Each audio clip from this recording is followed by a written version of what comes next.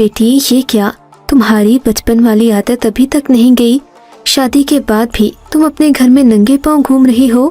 اماں نے گھر میں آتے ہی مجھے باتیں سنانا شروع کر دیں۔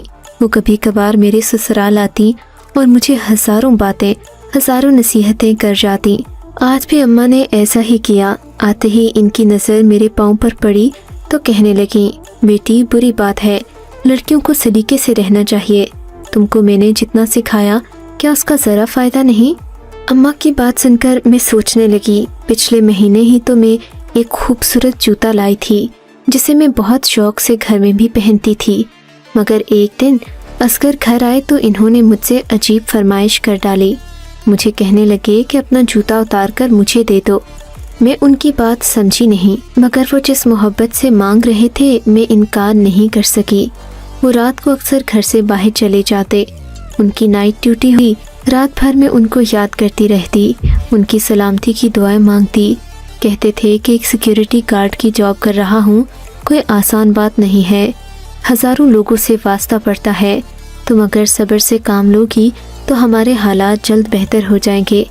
میں اپنے شوہر کی بات سن کر پر امید ہو جاتی، ان سے کسی قسم کا گلہ شکوہ نہ کرتی۔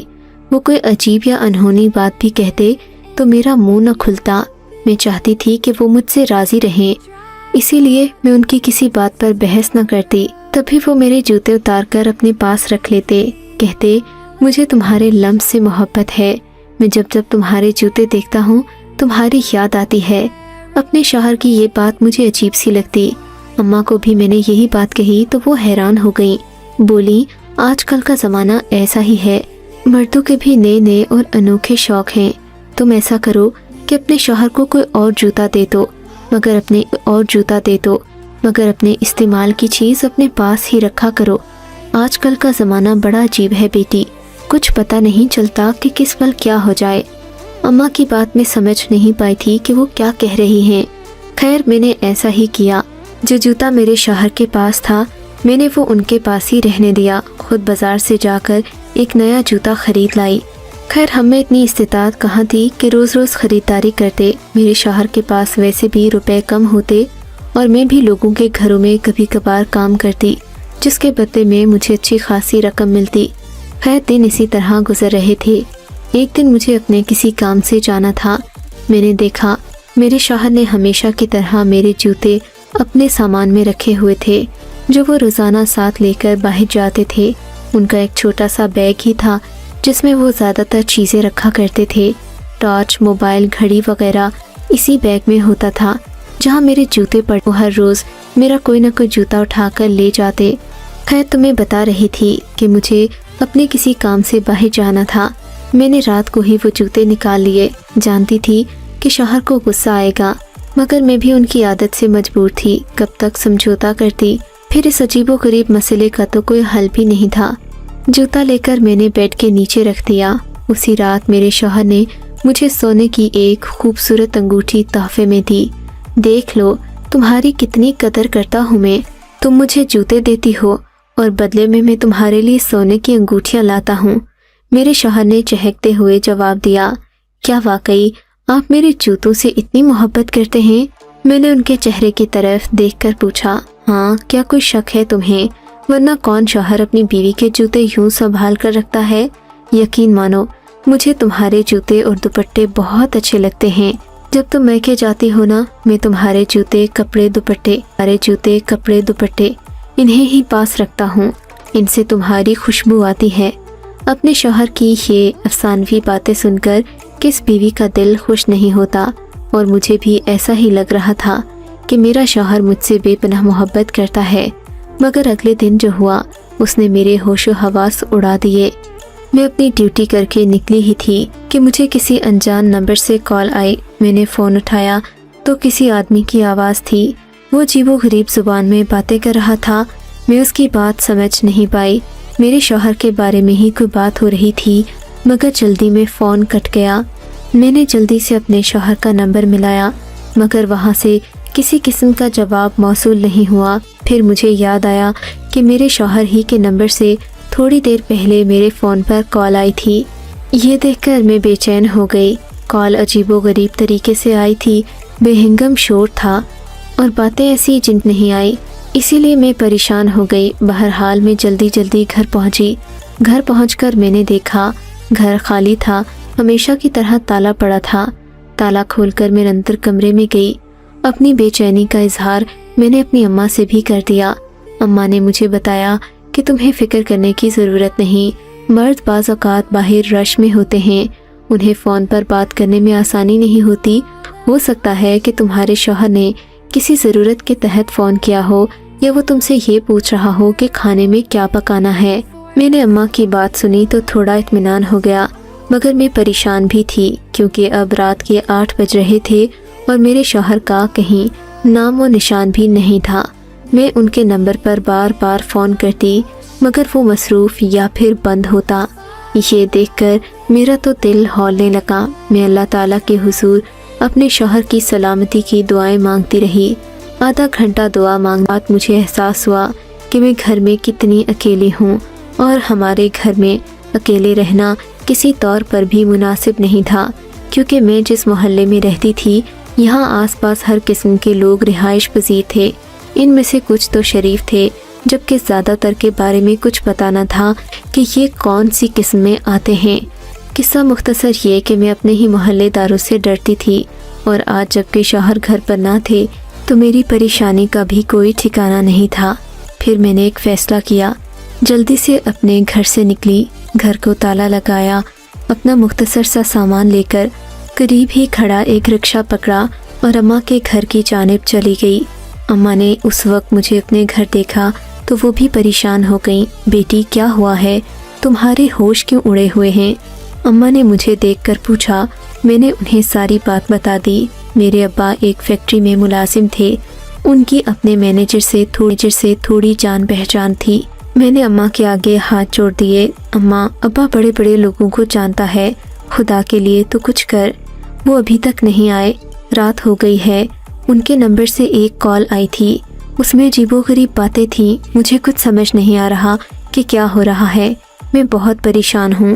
اماں میری پریشانی سمجھ گئی تھیں، مگر ان کے بس میں بھی کچھ نہیں تھا۔ وہ کیا کرتی؟ ابا کے تو اپنے حالات ٹھیک نہ تھے، ان کی طبیعت 3 دن سے خراب تھی۔ اماں سوائے مجھے تسلیاں دینے کے اور کچھ بھی نہیں کر سکتی تھی۔ میں اماں کے پاس بیٹھی کافی دیر تک اللہ تعالیٰ سے دعائیں مانگتی رہی۔ بالآخر رات کے 2 بج گئے۔ ہم لوگوں کو اب نیند آ رہی تھی۔ میرا رو رو کر برا حال تھا اور آنکھیں سوج گئی تھیں۔ تبھی مجھے نیند زیادہ آنے لگی۔ میں اپنی اماں کے کمرے میں ہی سو گئی۔ صبح آنکھ کھلی تو سب سے پہلا خیال میرے شوہر کا آیا۔ یہ سوچ کر ہی ایک نئی اذیت ہوئی کہ میرا شوہر میرے ساتھ نہیں ہے۔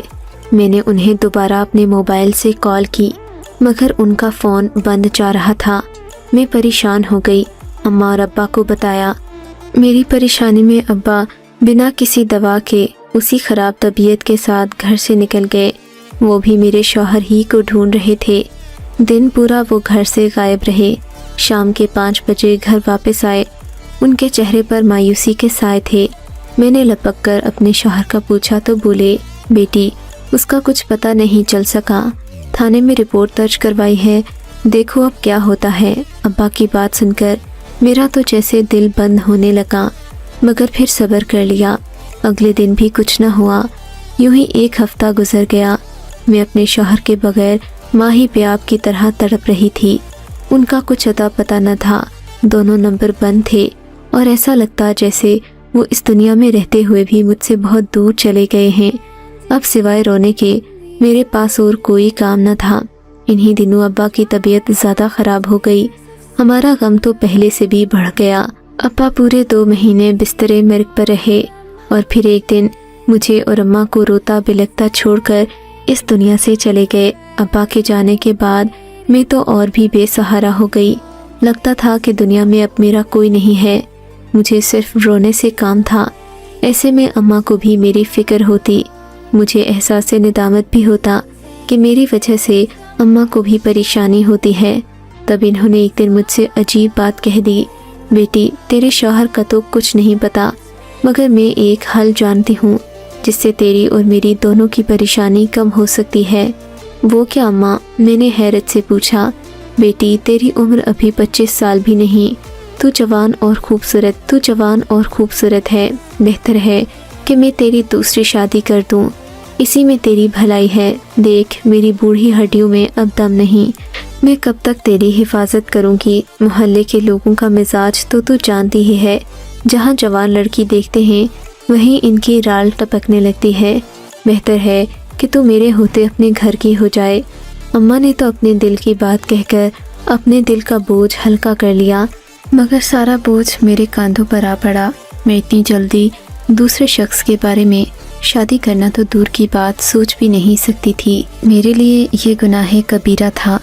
میں نے اماں کو سختی سے منع کر دیا، اماں خدا کے لیے ایسی باتیں کرنا چھوڑ دو، میرے شوہر کو ابھی گئے ہوئے 6 مہینے بھی نہیں ہوئے اور تم میری دوسری شادی کی بات کر رہی ہو، یہ تو شریعت میں بھی منع ہے۔ اگر 4 سال شوہر گھر نہ آئے تب دوسری شادی عورت کر سکتی ہے، مگر یہ ہوتے ہوئے میں دوسری شادی کیسے کر لوں؟ ہو سکتا ہے کہ وہ کسی مصیبت میں پھنسا ہو، اللہ تعالیٰ اس کی مدد کرے۔ اس کا ساتھ دینے کی بجائے میں اس سے بے وفائی کر لوں صرف اپنی خوشیوں کی خاطر؟ میں نے ماں کو سمجھانا چاہا، مگر مائیں تو مائیں ہوتی ہیں، انہیں دوسروں کے بچوں کی نہیں اپنے بچوں کی فکر ہوتی ہے۔ اماں صبح شام مجھے دوسری شادی کا کہنے لگیں۔ ایک دن میں نے سوچ لیا کہ میں چپکے سے اس گھر سے بھی چلی جاؤں گی تاکہ اماں کو کبھی میرا غم اٹھانا نہ پڑے۔ اسی ارادے کے تحت ایک رات میں اپنے گھر سے نکلنے ہی لگی تھی۔ گھر کی دہلیز پر قدم رکھا کہ اماں کی طبیعت بگڑ گئی۔ ان کو ایسی کھانسی شروع ہوئی جو ختم ہونے کا نام نہیں لے رہی تھی۔ میں نے اپنا سب کچھ جو باندھ کر سمیٹ رکھا تھا گھر سے نکلنے والی تھی وہیں رکھا اور واپس کمرے کی طرف دوڑی۔ آ کر دیکھا تو اماں کو سانس نہیں آ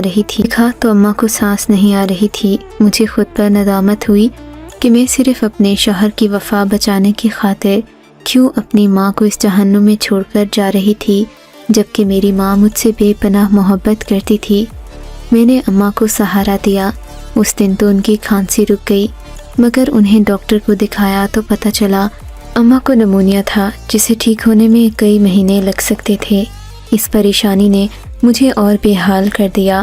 اب تو مجھے اماں کی بات ماننا ہی پڑی، کیونکہ وہ بہت پریشان رہتی تھیں، ہر وقت میرے بارے میں سوچتی اور میری فکر کرتی۔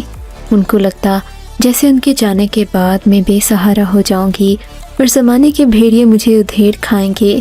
حالانکہ میں اپنا خیال رکھ سکتی تھی، شادی شدہ عورت تھی، مگر ماں کو کون سمجھائے۔ بالآخر ایک دن اماں نے حجن کو بلا کر میرا رشتہ شاکر علی سے جوڑ دیا۔ شاکر علی کی عمر 35 سال سے بھی زیادہ، عمر 25 سال تھی، مگر میرے خواب مر چکے تھے۔ شاکر علی کی دلہن بن کر بھی میں دکھی ہی رہی۔ اس گھر میں آنے کے بعد سب لوگوں نے میرا بہت خیال رکھا، مجھے عزت دی، اور سب سے بڑھ کر میرا شوہر میرا اس قدر خیال رکھتا کہ مجھے یوں لگتا جیسے میں اس کی پہلی دلہن ہوں۔ حالانکہ وہ بھی طلاق یافتہ تھا، مگر ہم دونوں کی اس قدر نبھی کہ میں اپنے پچھلے سارے غم بھول گئی۔ میری ساس بھی میری تعریفیں کیے نہ تھکتیں۔ اب میں اپنے گھر میں خوش تھی، میرے 2 بچے بھی ہو گئے تھے۔ اللہ تعالیٰ نے میری گود ہری کر دی، مجھے اولاد کی نعمت سے نوازا۔ مگر پھر میری زندگی میں ایک ایسا بھونچال آیا جس نے مجھے ایک دوراہے پر کھڑا کر دیا، اور یہی وہ دوراہا تھا جس نے مجھے یہ کہانی لکھنے پر مجبور کیا۔ میں ایک دن اپنے شوہر کے ساتھ شاپنگ کرنے نکلی۔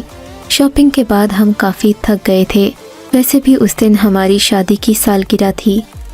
میرے شوہر کہنے لگے، آج گھر جا کر کھانے کی بجائے باہر سے ہی کچھ ٹرائی کرتے ہیں۔